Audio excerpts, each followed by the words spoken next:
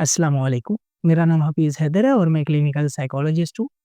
आज की video OCD की टिप नंबर 6 के बारे में। ओसीडी की पेशेंट जो है बार-बार उनको ख़्यालात आते हैं।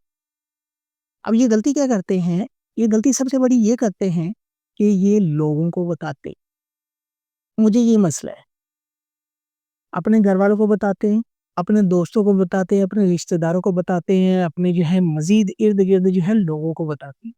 मुझे ये मसला है, मैं इन सोचों से परेशान हूँ, मुझे इनका हल बताएँ, मैं क्या करूँ? मैं परेशान हूँ, मेरी जान छुड़वाएँ। ऐसी जान नहीं छूटनी, याद रखें। ओसीडी में सोचें आनी है, बार-बार आनी है, लेकिन नहीं बताना किसी को, नहीं बताना। नहीं बताना तो नहीं बताना भई, सोचिए आपके लिए, अपने पास रखें, दूसरों को बताएँगे, तो वो और परेशान होंगे। हमारे सोसाइटी के अंदर, हमारे कल्चर के अंदर लोग इस तरह के लोगों को सही नज़रिए से नहीं देखते। उनको टाइटल और टैग लगा देते हैं किस चीज़ का कि ये जो है पागल हो गया, इसको इलाज की ज़रूरत है।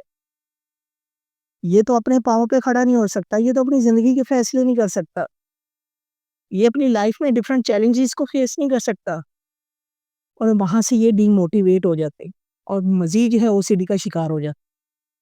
तो ऐसे नहीं करना, किसी को नहीं बताना। अगर बताना है तो प्रोफेशनल से बात करें, साइकोथेरेपिस्ट से बात करें, साइकियाट्रिस्ट से बात करें, जो इस चीज़ में माहिर हो, जो आपकी बात सुन सकता हो, समझ सकता हो, आपको इलाज के बारे में बता सकता हो और आपको जो है काउंसल कर सकता हो।